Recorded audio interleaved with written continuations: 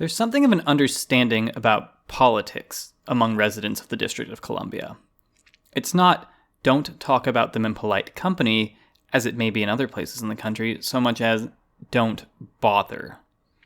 It has not come, as one might suspect, from a place of ignorance or indifference, given the city's voting record, which I'll touch on later, but from a sort of learned apathy. Now, when I say residents, I do not mean the seasonal migrants from the states who are blissfully represented in American democracy, such as congresspeople, congressional staffers, their assistants, etc. Those folks are all politics all the time. They make time to follow politics. They understand the Hill, but they don't understand DC. Allow me to meander a bit before I get to the core of my video. I assure you my thesis will be loud and clear when it comes, but I would like to set the scene as well as the record before we get there. DC is a city of contradictions. The one I mentioned before is the contradiction that DC is a place where politicians come to do politics, but it acts as a bit of an eye of the storm with respect to having political power. Even having a mayor is not guaranteed. We lost the privilege for 100 years after our 20th elected mayor nearly bankrupted the city, not through nepotism and incompetence, but through funding schools and libraries for the free black population. The 21st mayor's term was cut short, and rule by appointed governors became the norm. The district as a city has had neighborhoods in my lifetime with rates of murder, unaddressed poverty, and HIV that were the highest in the nation. And those neighborhoods are about 2 blocks away from the Capitol and the Hill it graces. It's not uncommon to see the tragedies of preventable poverty and homelessness all around the capital of the free world, in moments of stark economic disparity that I'm sure make the legion of au pairs from Brazil that live here feel like they never left their homeland. The city has been majority black all its history, despite being the capital of the majority white nation and a place where figures of unreachable white wealth and power congregate. The city owes its blackness to 2 or 3 things: slavery and emancipation, of course, but notably, the British. This is going to be a little detour, but I promise it's worth it. The US starts a war in 1812, trying to pull a sneak attack on Britain while they and the rest of Europe are dealing with Napoleon. It doesn't go well. Who would have thought giving militia boys as far south as Georgia a map and a gun saying, "Attack Ottawa," would not be a winning strategy? James Madison. It's also, totally fine to blame Thomas Jefferson for kind of anything in early American history. You're probably right. For some perspective on how willing to divide their attention Britain was, there were more British ships in the Baltimore harbor than there were ships in the entire American fleet. There's also more history on the role of enslaved and liberated peoples within the war, but that could be its own entire video. Anyway, the capital gets torched, and the population is more or less reduced to congressmen, their families slaves, and reasonably, this doesn't really seem like a city that would need a mayor and state-style legislature and all that. However, this is also where the district transcends whatever a district was supposed to be and becomes a city. See, congressmen have families and slaves, and those families and slaves need things like amenities and services and a food supply. So grocers start to exist, and those grocers need tailors, and so on, and quite literally, I don't see how they couldn't see this coming. It's not like they were going to teach slaves the trades of artisans and allow them to leave the district to bring food in on their own. This is where it starts to get important for our discussion of the contemporary crisis. This is the contradiction that shapes the district the most.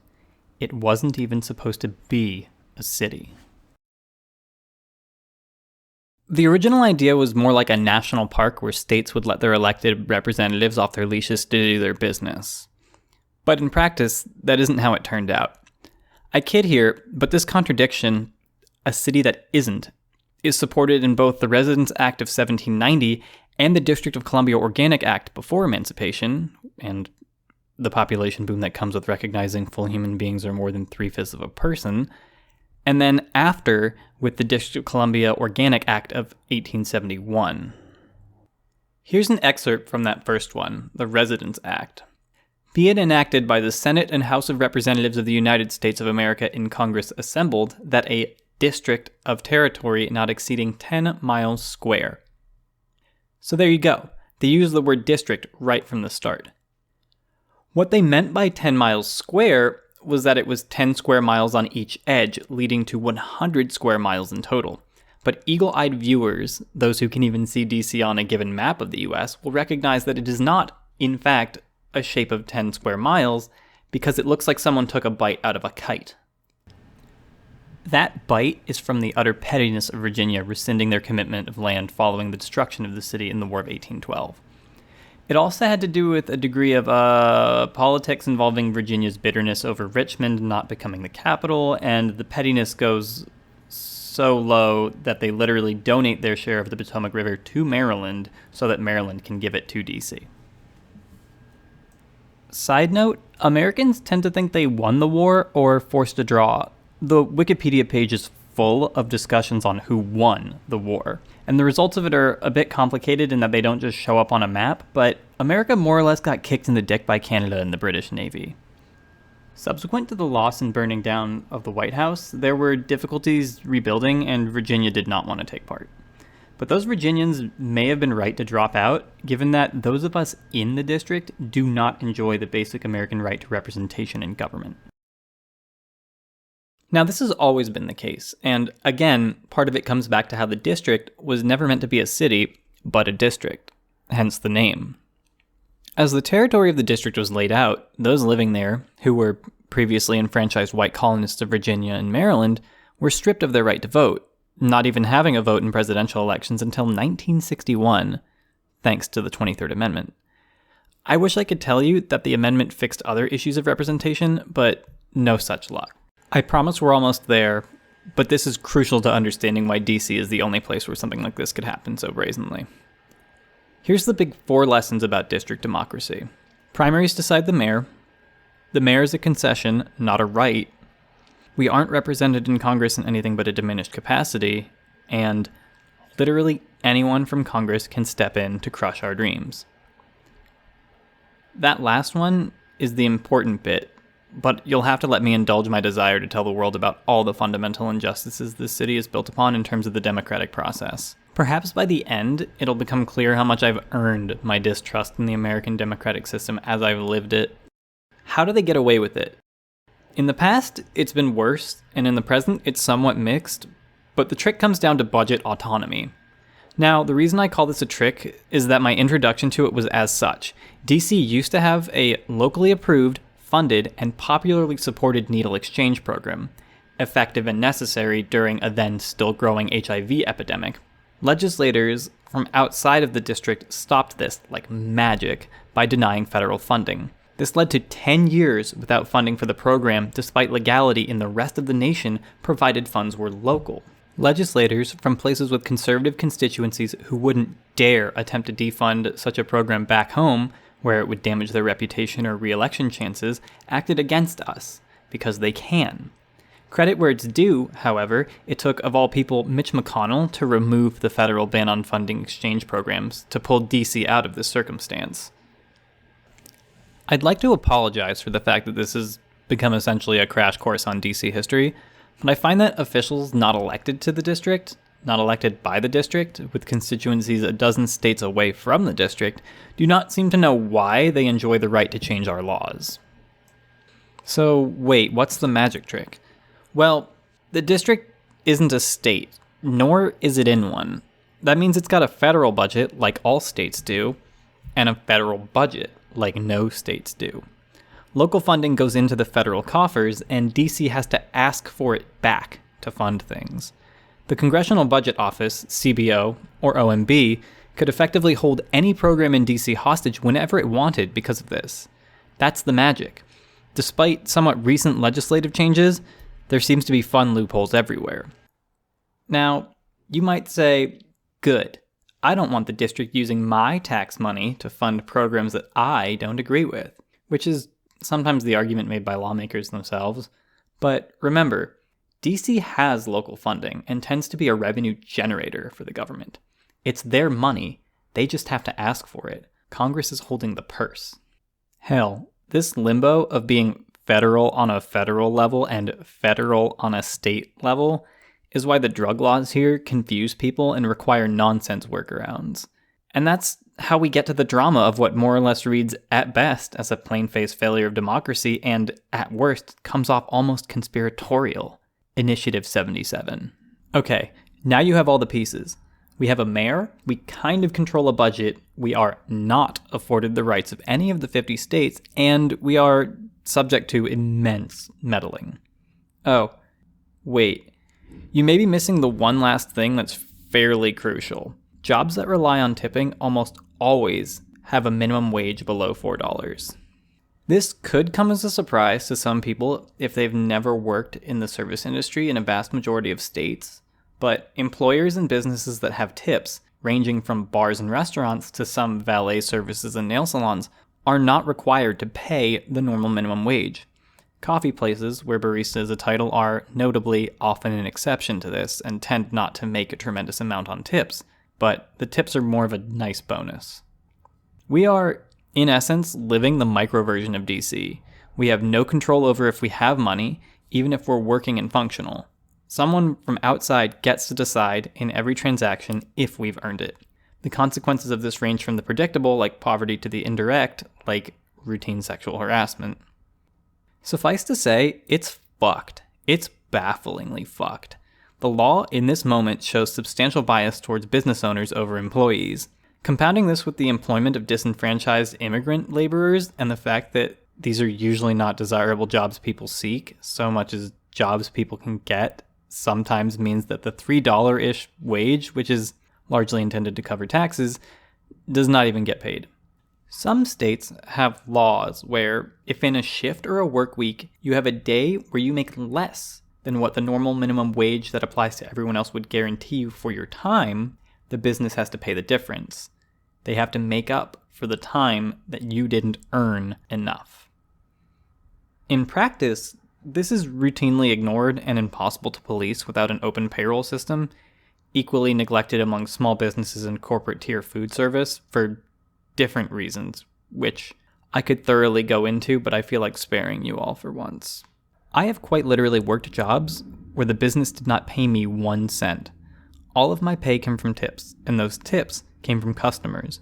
I was free labor with no bargaining power, and that would be true anywhere in the city, as everyone in the industry kind of knows. But we'll come back to that angle of all of this. Initiative 77 sought to change this magnificent windfall for anti-worker practices that, while rampant in the United States and pretty much an open secret, remained uncontested and untackled by any major U.S. city without statewide legislation. Nothing had sought to address issues of sub-minimum wage before 77, not in D.C., and not in any other major city acting alone. For this rare occasion, D.C. would enjoy parity with some states. So what was 77 asking for? Short version, gradual transition to a regular minimum wage system. Longer version, raise the legal minimum, which was often too small to bother, according to some employers, all goes to taxes anyway, according to others, or just quietly stolen or unaddressed in even more cases, from $3.33 to $15 on parity with the normal minimum by the year 2025. Suffice to say, it was a fairly tepid suggestion of change, all things considered. It basically amounted to an unreasonably long transition time for people to start paying what they should have been paying for literal decades, but whatever. This is where things get interesting, and by interesting, I mean depressingly predictable. As is tradition in this vast country, politics is a struggle between those in power and those who vote, where those in power try to get those who vote to do so against their own interests. Much the same story here. Initiative 77's very straightforward campaign of get paid for your labor was suddenly met with this out-of-nowhere counter-movement that was energized and had signs designed by someone who took graphic design and not by someone who worked in labor rights. It was called Save Our Tips. There were early signs that they weren't the fun progressive movement they claimed to be, sure, but they did a phenomenal job couching their pro-business rhetoric in progressive language. Unless you stared at it with an eye trained and bloodshot from years of hard-earned literacy and leftist skepticism, it sounded like they were on your side. The site is still up, even now, a monument to disgusting lies. Here's one of the lies. If the tip credit is removed, many restaurants and bars will be forced to increase menu prices and decrease staff size. Tipping helps fuel the high-quality guest service that has become a hallmark of the district's world-class dining scene. Unfortunately, the changes restaurants and bar operators would be forced to make if the tip credit is eliminated will lead to a more expensive and less pleasant dining experience across the city. The whole site is like that, just chunks of answers to an unbidden Q&A. I'll leave a link. But let's dissect this one a bit. It's among my favorites. First up, forced to increase menu prices and decrease staff size. Forced by who? The market? It might kill you to know that the cost of your average bottle of rail whiskey is about $13 wholesale, and you can sell around 20 shots from that bottle. Trust me when I say that these places could afford to pay their workers generally, and that those that couldn't were going to give up or drown in a year with the rest of the 70% of restaurants in DC that die the ignominious death of being the 34th place to think they've invented Asian fusion tapas. If the pandemic discourse didn't make you familiar with why this is a lie, well, here it is. Tipping helps fuel the high-quality guest service that has become a hallmark of the district's world-class dining scene. Tipping fuels would be more correct here. I mean, what other fuel are they supposing runs the service industry, if not the fact that it's a job where people get paid to do it? Not to undercut service industry workers, but it's not particularly essential, despite what people said early in the pandemic. There's no call to higher duty to give mimosas to college students at 10 a.m. The later appeal of talking about the district's dining scene is a fun tip-off to their game here. Nobody in the district is proud of some stupid global image of being wage cucked. That's something a business owner would see because it indicates market potential. This is a weak attempt to pretend this is some homegrown movement that's all about repping the city. The changes restaurants and bar operators would be forced to make if the tip credit is eliminated will lead to a more expensive and less pleasant dining experience across the city. Again, they use the word forced. Tip credit sounds like a term, like it means something in the industry. It doesn't really, not to anyone who's struggling to live right now. Legally, it's the wording for the system in place. It's the solution of paying people up to minimum if they make less than that in a day. This excuse is quite plainly saying, if you force us to pay people all the time, and not just when customers pay them, the business owners will have tighter margins. What they mean but can't say is they wrongfully assume that tipping would vanish in the city overnight, and it would mean businesses had to pay their workers and that workers only got minimum wage instead of the higher value of an unsourced estimate of $20 to $40 an hour. Frankly, the part about dining getting less pleasant bothers me the most. I'm stunned servers anywhere in this country manage to remain pleasant in the face of all the harassment. Oh, so that's another thing. The repeal, DC government's conclusion to these events, which we'll get to, tried to sell itself by appealing to the absolute massive number of people whose main concern in the industry was not a fair wage, which came second, but the rampant harassment in the industry, sexual and otherwise. Now, on to their last point, $20 to $40 an hour happens sometimes. Hell, I've made $130 an hour once, and it nearly killed me because it meant working a party of 50 basically alone. The thing is, stress is proportional to pay on one level, but also constant. Quiet days don't always mean a quiet shift. But what they're not telling you here, for obvious reasons, is the infrequency, or rather, the frequency with which this happens. Some places in the city, no doubt, people can pull $40 an hour daily. 95% of these places, not a snowball's chance in Expo. The truth is more like this. I've had days where I made lots of money, and those days are routine. In fact, they literally follow a routine, and it's called the weekend. Where most people say work for the weekend and mean they work a normal work week, but then they live to get drunk or binge watch a show or play a game in their time off, in service, it isn't really a thing we say, but it is a thing we do. We work Tuesdays and make $17 over a 10-hour shift, not per hour, just total, so that we get to work a weekend where we make real money. Now, I don't like doing math because it scares me on a good day, but this was a dark arithmetic I never wanted to touch. Did making $300 in my one weekend shift feel good when it happened? Yeah. I wanted to die of exhaustion, social burnout, and a potential staph infection every time, but yeah. But I also knew, and I think everyone knew, that if you did the math on your time, added Monday's numbers to Tuesday's numbers to Wednesday's to Thursday's to Sunday's brunch, and then divided by the number of hours, you'd end up making 2.5 days plus metro fare for the shifts. 20 to 40 an hour isn't an average, it's an ideal. It's your best day of a given week, and that's it. Mind you, averages don't correct for anomalies, like a private party where the host tips you an extra $200 personally because she feels ashamed of her music choices in a party that only lasted 3 hours, making it your personal record. Suffice to say, proper enforcement of the tip credit system itself would technically solve this particular problem. The issue there is that it aggressively shifts the goalpost. It goes from, not only are these laws ineffective and exploitative when they work, they do not work as they are, to, we can make those inadequate laws work, maybe, without providing an actionable goal. It is worth noting that no one report comes out in this time and shatters popular perception that this was all just okay. There is evidence that takes a more formal approach than my anecdotal one, but there will always be difficulty getting an accurate picture of how rampant things like wage theft are, especially when it disproportionately impacts marginalized people. We know these problems exist as an industry because we live them.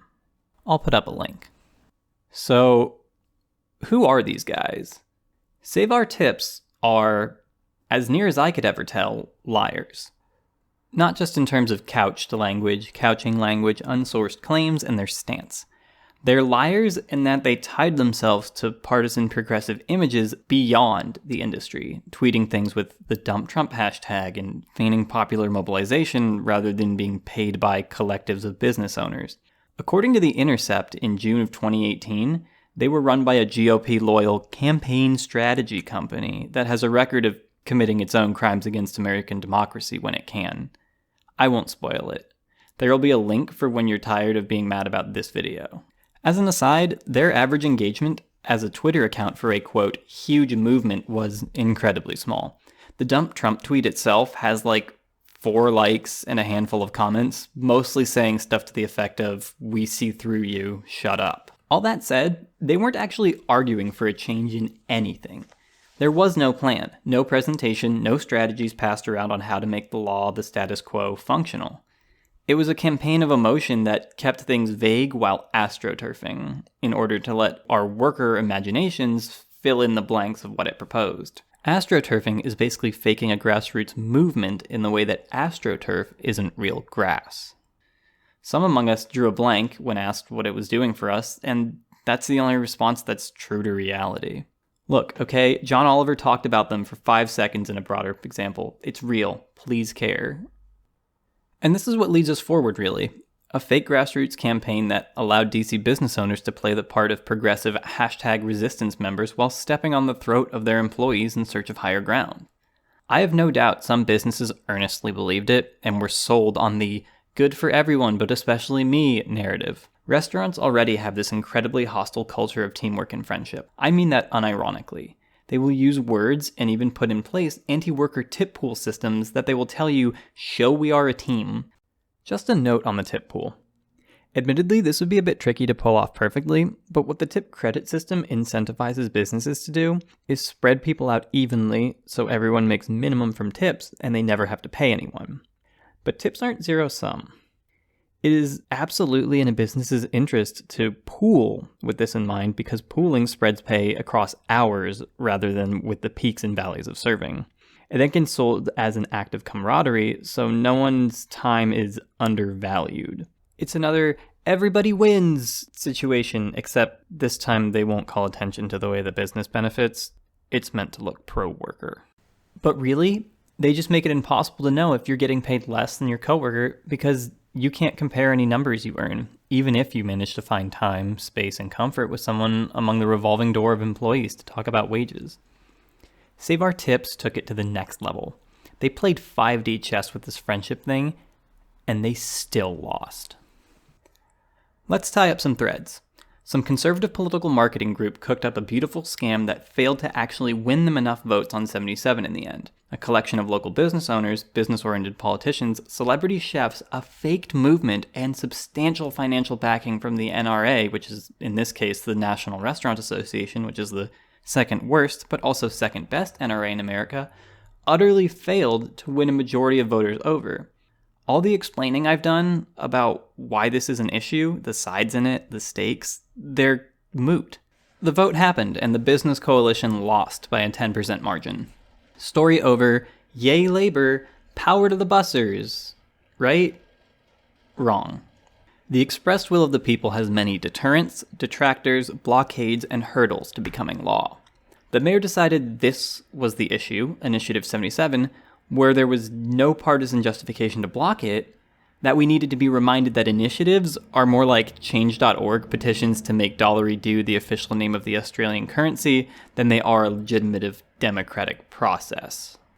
So, much like Australia, we're left with fuck all and nothing to even really laugh at, right? Council and the mayor said, actually no, and it ends, right? Well, here's how it went. The law was set to go into motion, but this is the district. We have a special 30-day period where Congress reviews our laws for budgetary reasons and then tells us if we can put them in place or just up our asses. Here's the timeline of events so far. I'll make sure to emphasize the parts that are immediately relevant. 2012 and 2013, partial and budget autonomy supposedly obtained for the district. June 21st, 2016, DC votes to put the regular minimum wage up to $15 by 2020, and the wage for subhumans who are first to work with food is set to go up to $5. June 19th, 2018, the initiative passes in the primary vote with 55% of the vote, a 10% margin. That same day, June 19th, 2018, the 30-day congressional review period begins. July 10th, 2018, less than a month later, so before the review period ends. The process to repeal begins under DC Mayor Muriel Bowser and her council. July 11th, 2018. Irrespective to the repeal planned by Bowser, Congressmen Mark Meadows, Republican of North Carolina, of certain recent notoriety, and Gary Palmer, Republican of Alabama, members of the Republican Freedom Caucus, bring forward an amendment to the nationwide 2019 spending bill, which specifically calls to kill Initiative 77. Nearly half a year later, October 16, 2018, the DC Council repeals 77 to quiet response. That same day, 77 is replaced with the Tipped Wage Workers Fairness Amendment Act and sub-minimum wage resets to $3.89. December 13, 2018, the repeal is enacted, and 77 is officially dead. We're already used to extra legislative, extrajudicial disregard for our rights in DC, so most people just kind of moved on.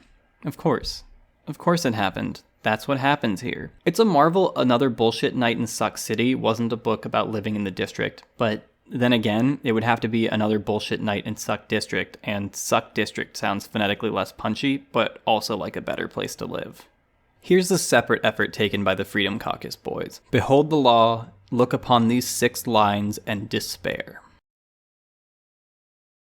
Earlier, I went over how one of the rules of DC is that only the primaries matter. There's a good reason for that. The mayor, the council, and anyone who has ever run for them and has had a chance has been a Democrat. People more or less celebrate their victory then and there when the primary results are turned out. The city votes so blue that it got a 60% margin on average in every presidential election, even the one where Reagan won every state but Minnesota. Now, the DC mayor and council, a group of Democrats, just fucking murder the initiative. At the same time that the Republican representatives from somewhere that isn't DC and somewhere else that isn't DC tried to axe it in an ever so eloquent 6 lines of handily numbered text. But seeing as the city is forever Dem-held, and Dem-populated, the mayor, a pro-business black woman who has tirelessly worked for the betterment of her city in the eyes of white bankers, decided to throw us the abject discourtesy of replacing the initiative with a progressive-sounding, wonderful, extra special bundle of cute, empty promises. The Tipped Wages Workers Fairness Amendment Act, as they name it, essentially does like 4 things. It creates a, quote, internet website where the rights of workers to get fucked can be displayed, creates a staff tip violation narc hotline, which I'm sure sees zero use, provides a budget for one-time courses and lists of providers for sexual harassment training, which good luck getting people not to just laugh at that like a cop and racial sensitivity training, and authorizes the creation of a system by which third parties are now forcibly involved in payroll for tips. The last 2 points obviously deserve some scrutiny. First up, the sexual harassment issue. I haven't touched on this much before now, but it's certainly related to the broader issue of the toxic environments of service right next to and often intertwined with the friendship stuff from management, but I cannot do the topic justice without another hour of your time. Suffice to say, in a tipping-based system, sometimes people go along with harassment and even the assault they're experiencing because the person doing it to them is paying them. Standing up in a big way can get you fired. Standing up in even the littlest of ways leaves you unpaid. The assaulter, the harasser, can decide that you don't deserve to be paid for the work you've done for them. It's baked into the system, and a sensitivity course does nothing to address this when compared to wage autonomy. By the look of the law, I don't think it applies unless you work for the business. It's not like you can take patrons to harassment school, and some patrons are more powerful than others. I'm not worried about Karens or whatever so much as the phenomena of part owners. Part owners are an eternal curse in this city as a worker. It feels like there are 14 guys who actually own a 5% stake in every restaurant within 10 miles of the city's nightlife center. Any random man you've never seen before might interrupt your service of several guests to inform you he is important and doesn't pay you, but could have you fired. They are likely exempt, even if they're legal owners, because they're not employees, and they're more dangerous to your employment than someone like a Karen. The issue is both how this fails to address the core problem of lacking any wage assurance and how it fails to disempower assaulters. Ultimately, this new law used said genuine issue to try and legitimate an entirely regressive bill compared to what people asked for. Okay, on to the second point. Now, this is what I don't buy at all. From what I understand, this payroll fix has been slightly helpful for a few people, but the city's large number of immigrant workers, workers without diplomas, and workers at businesses that know you wouldn't be working there if you weren't desperate still won't follow this rule if they can get away with it. This law still has room to fuck people over, where 77 literally would close those gaps. Secondary to the frustration of this part of the law failing to work is when it does function. If it works, the issue then becomes that what was once unfair wages and wage theft with the silver lining of sometimes at least being untaxed cash payment for many people simply isn't there anymore. I'm not going to play the game of moral equivalency and say that tax fraud in response to poverty and wage theft is the same thing but in reverse. I'm not endorsing anything here, it's just a fact of reality in the industry, and like I said, it's a silver lining for some. Speaking earnestly, keeping track of cash tips to report them is a nightmare. That's the worst part of being self-employed and the worst part of being employed all at once. In effect, this meant 77, a real hope for workers in the city, got turned into a mechanism for expanding revenue streams for the city, revenue that doesn't even go back into DC. It could not have gone worse or more against the whims of the people as to end up where we are. And it took me a long time to explain how we got here, with what might have felt like a long and needless preamble, but I swear it's got a tie-in. So, okay, did I really talk about the lack of representation in the district and the oversight Congress can freely deploy whenever, just to mention 2 out-of-touch Republican representatives who tried to meddle and didn't even need to because the city council betrayed its people? Yes, but also no. I wanted to set a scene, as I said. I wanted to set a record, and that scene is the district and its legacy. Tipping started as a way to avoid paying blacks for their labor in the Reconstruction era, and it more or less hasn't stopped being that. The only progressive thing about changes in labor practices in the tipping industries is that the scope of who works there has been expanded as poverty has become the largest transracial unifier in America. The whole underclass of this city, which doubtless is disproportionately minority and marginalized groups, is getting fucked together. And unity in the face of a campaign of lies didn't stop it or count for anything. There is no doubt in my mind that DC statehood is held back in no small part due to two of the most distinct things I mentioned about the district. It's always been blacker than America would like, and it's always been more to the left.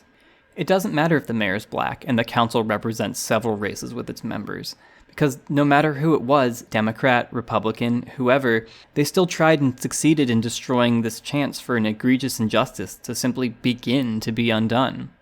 I've spent too many words on all of this to just end with, it sucks, I know, but really, it sucks, I know. What else can we do in a city that wasn't meant to be a city? Take comfort in indignation? Maybe. Get madder? I don't know. March to the mayor and get ignored again? Pretend that the Democrats could push through and make us a state, or that Republicans could stick to their ideals of state-level rights and lend us a hand? It just feels unlikely given that the other ideals that they hold are antithetical to this city. I guess all I can really say is, if you're from here and you stuck around this long, don't die. Don't let the powers in this place kill you. Don't be like democracy here, which dies and dies again. And to people from outside the city with more power than any of us who feed and clothe the most powerful men and women of the free world, I ask that you simply know stories like these, and that when I say the district instead of DC or Washington, I'm making a statement about the unique conditions of the city, not good ones, unique ones, district things. I guess to you all, I also say, don't die. Get mad, but don't die. In such a city, with such tipped scales of injustice and inequality, there's no hill worth dying.